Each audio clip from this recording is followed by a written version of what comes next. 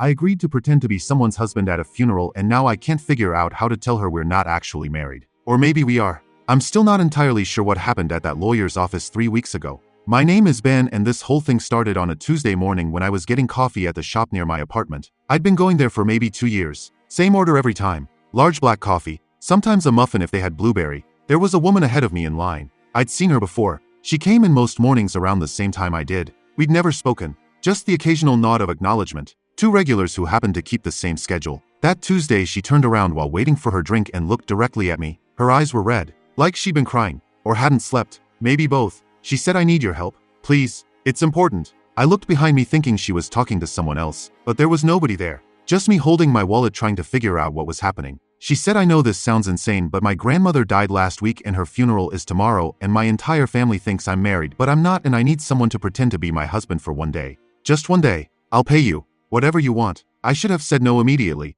Should have backed away slowly and found a different coffee shop. Instead, I heard myself say, "How much?" She blinked. "What? You said you'd pay me. How much are we talking about?" She pulled out her phone and opened her banking app. Showed me the screen. $5,000. "I'll transfer it right now if you say yes." I stared at the number. $5,000 to pretend to be someone's husband for a day. That was more than I made in a month at my job doing data entry for an insurance company. I said, "What do I have to do?" Relief washed over her face. "Just show up. Stand next to me. Maybe hold my hand during the service. Answer to the name Michael if anyone asks." That's it. She was already typing on her phone. "What's your bank info?" I gave it to her. Watched as she transferred $5,000 into my account right there in the coffee shop. The notification popped up on my phone. "Payment received. My name's Christine, by the way." She said, "You're Michael. We've been married for 2 years. We met at work. Keep it simple. Don't offer details unless someone asks directly." The barista called her name. She grabbed her coffee and looked back at me. "The funeral's at 2 p.m. tomorrow. St. Mary's Church on Belmont. Don't be late." Then she left. Just walked out. I stood there holding my phone with $5,000 in my account and no idea what I just agreed to. That night I couldn't sleep. Kept thinking about backing out, but $5,000. I could pay off my credit card, get my car fixed, maybe take a vacation for the first time in 3 years. So I went. Showed up at St. Mary's at 1:45 p.m. wearing my only suit. It was gray and slightly too big because I bought it when I was heavier. But it was the best I had. Christine was standing outside the church wearing a black dress and sunglasses. She saw me and I could see her shoulders relax. "You came," she said. "You paid me $5,000. I came." She took off her sunglasses. Her eyes were still red. "Thank you. I mean it. Thank you." She took my hand and we walked inside together. The church was packed. Had to be at least 200 people. I felt sick. This wasn't just standing next to someone at a small family service. This was a performance in front of hundreds of strangers. Christine led me to the front row. Her parents were already there. Her mother looked at me and smiled. "Michael, I'm so glad you could make it." I nodded. "Sorry for your loss." Christine's father shook my hand. His grip was firm. Too firm. Like he was testing me. "Thanks for being here for Christine." The service started. I sat next to Christine and tried to look appropriately sad. I didn't know her grandmother. Didn't know anyone there. Just sat there listening to people talk about a woman I'd never met. Christine reached over and took my hand. Her palm was sweating. Or maybe mine was. Hard to tell. We sat like that through the entire service. Hands linked. Neither of us letting go. After the service there was a reception at her parents' house. Christine said we had to go. That it would look weird if we didn't. So we went. The house was enormous. Like something from a magazine. Her mother gave us a tour even though Christine had obviously grown up there. "This is where we want to put the new kitchen." She said, "What do you think, Michael?" "I think it's nice," I said, which seemed safe. Her mother beamed. "Christine, you found a good one." We stood in the living room while people came up and offered condolences. Christine introduced me maybe 30 times. "This is my husband, Michael." Every time she said it I felt like someone was going to call us out, point and laugh. But nobody did. Everyone just nodded and shook my hand and said, "Nice to meet you." Her uncle pulled me aside at one point. "So you're the one who married our Christine?" "That's me," I said. "Took you long enough." We were starting to think she'd never settled down. I smiled and nodded and had no idea what to say to that. Christine's cousin asked how we met. I said at work, which was what Christine had told me to say. The cousin asked what kind of work. I panicked, said insurance, which was true for me but might not have been true for Christine. The cousin said, "Oh, that's right. Christine mentioned that. You work in the same department." "Sure," I said, "same department." I was making this up as I went and somehow not getting caught. We stayed for 3 hours. Christine barely left my side. When she did, her mother would appear and ask me questions about our relationship. "How long have you been married?" 2 years. "Where did you propose?" "At a park."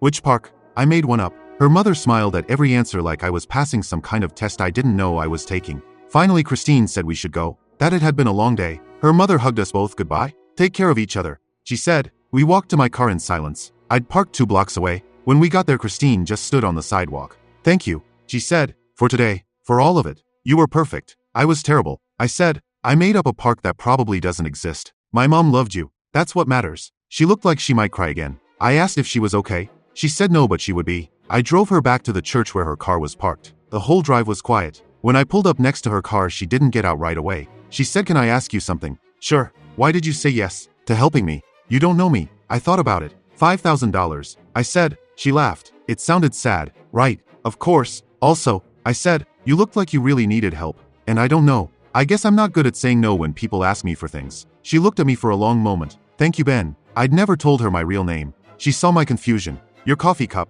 she said. The barista wrote Ben on it yesterday. I remembered. She got out of the car and walked to hers. I watched her drive away and thought that was the end of it. Easiest $5,000 I'd ever made. Except it wasn't the end. 2 days later, Christine called me.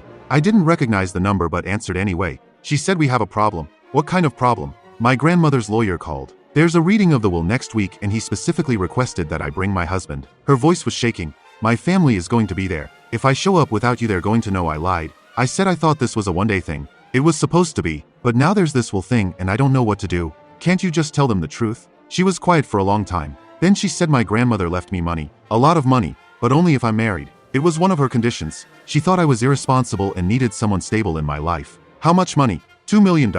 I almost dropped the phone. $2 million.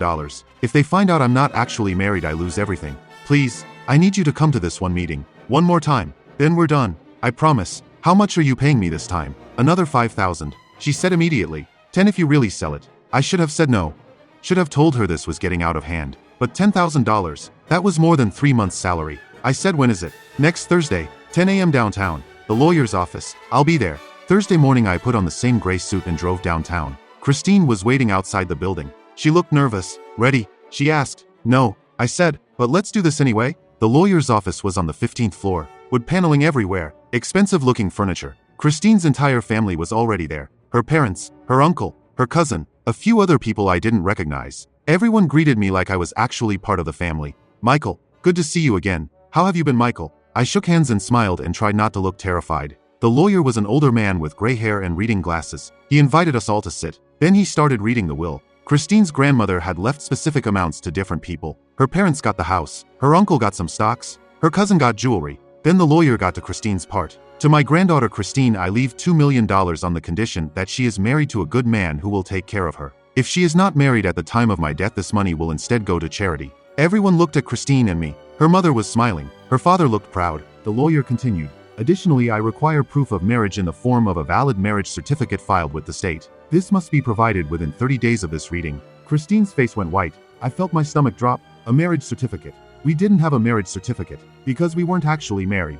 The lawyer looked at us. I assume you have the certificate. Christine opened her mouth but nothing came out. I said, we'll get you a copy. Give us a few days. The lawyer nodded. That's fine. I'll need it by the 1st of next month to release the funds. The meeting ended. Everyone stood around talking. Christine's mother hugged her. $2 million.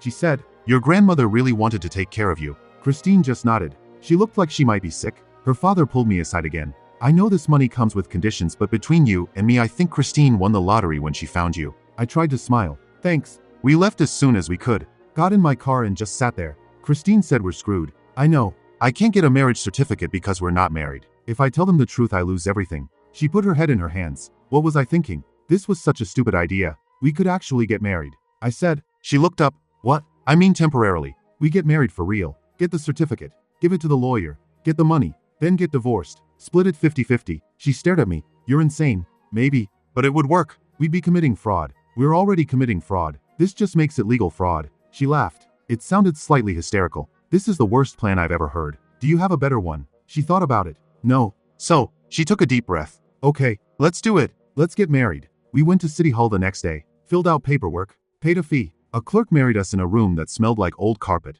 The whole thing took maybe 20 minutes. Do you take this woman to be your lawfully wedded wife? I do. Do you take this man to be your lawfully wedded husband? Christine hesitated. Just for a second. Then said I do. The clerk pronounced us married. We signed the certificate. It was official. We walked out of City Hall legally married to each other. Christine said, well, that happened. Yeah, we should celebrate. She said, get coffee or something. We went to the same coffee shop where this had all started. Sat at a table by the window. So, I said, we're married now. Temporarily. She corrected. Just until we get the money and file for divorce. Right. Temporarily.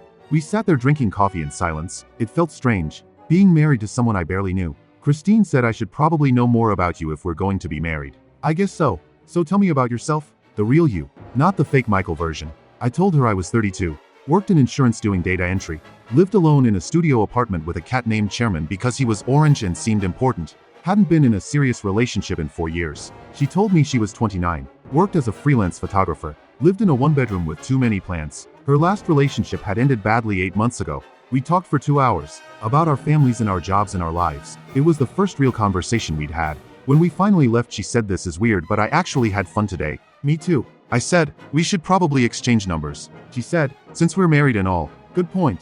We exchanged numbers. She texted me immediately so I'd have hers. The message said, "Hi husband." I texted back, "Hi wife."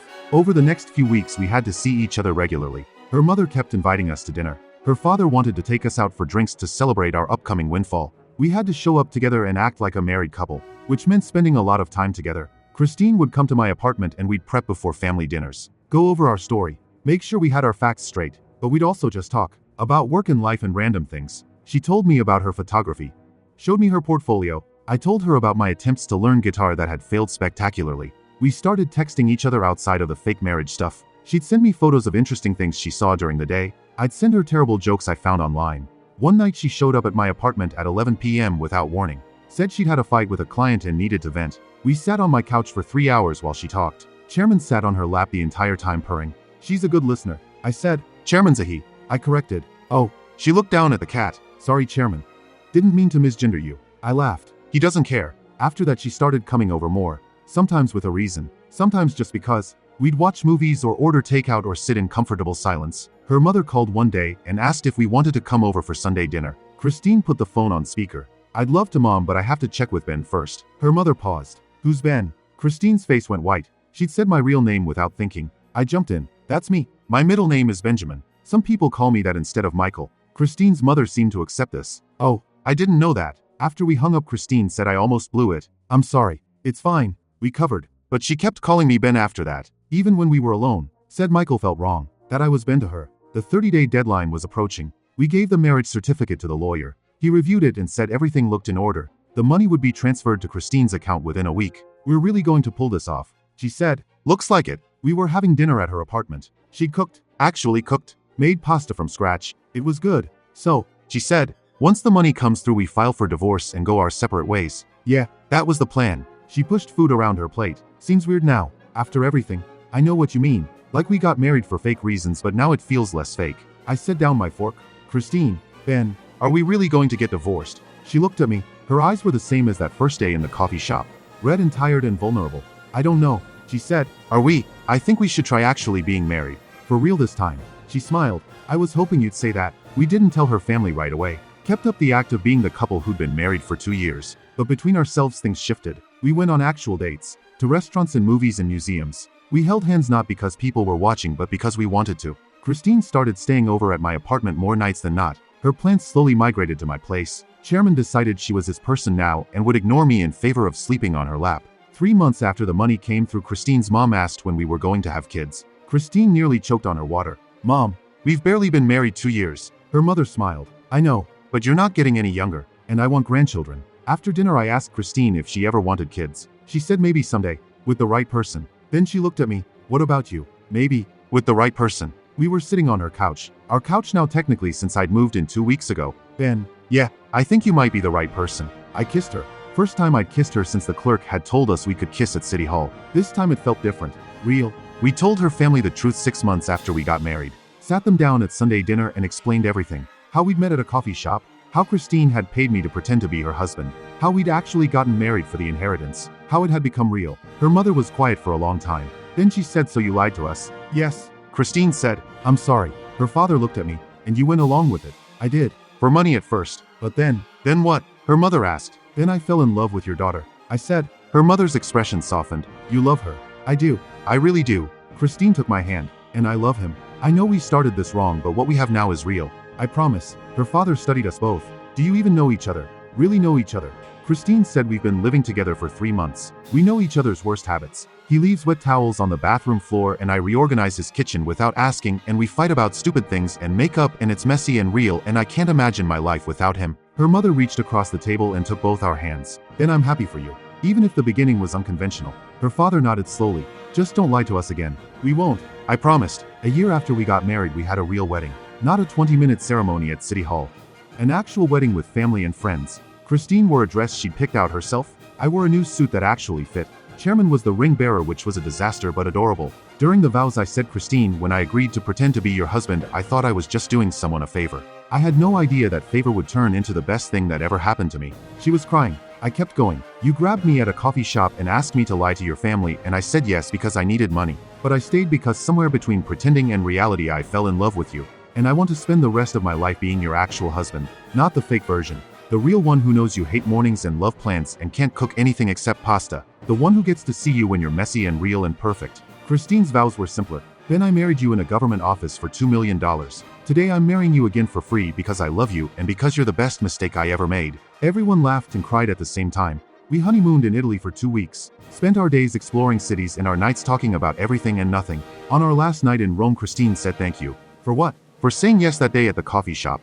For going along with my insane plan. For becoming real. I kissed her. Thank you for grabbing me. 2 years after we got married for real, Christine got pregnant. We found out on a Tuesday. She took the test and then just stood in the bathroom holding it. I asked what it said. She showed me. 2 lines. We're having a baby. She said. We're having a baby. I repeated. We sat on the bathroom floor together processing this. Chairman walked in and sat between us like he knew something important was happening. Christine said our kid is going to have the weirdest how did mom and dad meet story. I laughed. I know. We'll have to leave some parts out. Which parts? The fraud parts probably. Oh, definitely the fraud parts. Our daughter was born on a Thursday. We named her Grace.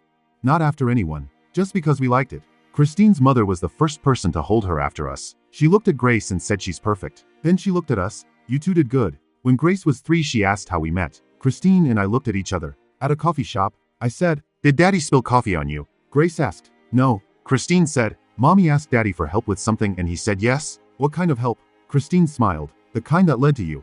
Grace seemed satisfied with this answer. When Grace was 7, she had to do a family tree project for school. She asked lots of questions about our families and our history. How long have you been married? Legally or really? I asked Christine. She laughed. Let's say 8 years. That's when we had the real wedding. Grace wrote that down carefully. And you met at a coffee shop? We did. That's boring. Grace said. I wish you had a cooler story. Christine and I exchanged a look. Trust us. I said. The real story is much less boring. We'll tell you when you're older. On our 10th anniversary, we went back to the coffee shop where it all started. It was under new management but still in the same location. We ordered our usual drinks and sat at a table by the window. 10 years, Christine said, since you agreed to pretend to be my husband. Best business decision I ever made. She laughed. You made $15,000 and got a wife and kid out of it. Not a bad deal. I'd have done it for free. Liar. You specifically asked how much I was paying. Okay, true. But if I'd known where it would lead, I would have done it for free. She reached across the table and took my hand. I'm glad I grabbed you that day. I'm glad I said yes. We sat there for a while watching people come and go. Other strangers who might become something more. Other stories beginning. Christine said, do you ever regret how we started? The lying and the fraud and all of it. I thought about it. No, because it led us here. And here is pretty good. Here is really good. She corrected. We finished our coffee and left. On the way to the car, Christine stopped and looked back at the coffee shop. Think we'll still be doing this in another 10 years. Coming back here on our anniversary. Yeah, absolutely. I said, it's tradition now. She squeezed my hand. Good. I like our traditions. Even the ones that started with lies. Especially the ones that started with lies. I said, 15 years after that day in the coffee shop, we took Grace back to the place where her parents met. She was 13 now and embarrassed to be seen with us. Do we have to? She asked. Yes. Christine said, it's tradition. Your traditions are weird. We sat at a table and ordered drinks. Grace got hot chocolate even though she claimed to be too old for it. So, she said, are you going to tell me the real story now? How you actually met? Christine and I looked at each other. The real story. I said, is that your mom needed help? And I said yes. And that help turned into something neither of us expected. That's still boring. Christine pulled out her phone and showed Grace a photo. Our marriage certificate from City Hall. The date was 2 years before our wedding. Grace looked confused. But you said you got married 8 years ago. We did. We got married twice. Once for complicated reasons. Once for real. I don't understand. Christine told her the whole story. The funeral. The inheritance. The fake marriage that became real. Grace listened with her mouth hanging open. You committed fraud, she said when Christine finished. Technically yes, I said, but it worked out. That's insane. Your mother is insane. I said, I just went along with it. Christine laughed. True. Grace shook her head. I can't believe you guys. This is the weirdest thing I've ever heard. We know. It's also kind of romantic in a messed up way. That's what we were going for. Grace looked at both of us. Promise me you'll tell this story at my wedding someday. You're 13.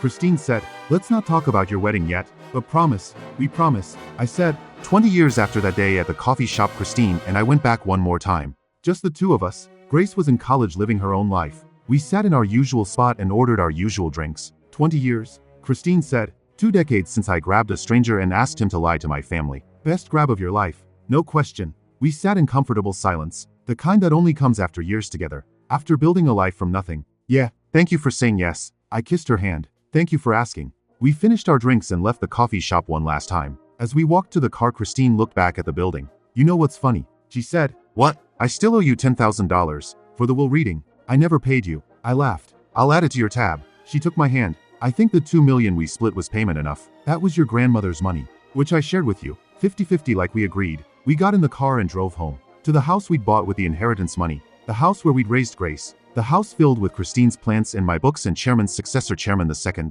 Later that night as we were getting ready for bed, Christine said, I've been thinking. About what? About how we met. How it all happened. And I wouldn't change any of it. Not the lies or the fake marriage or any of it.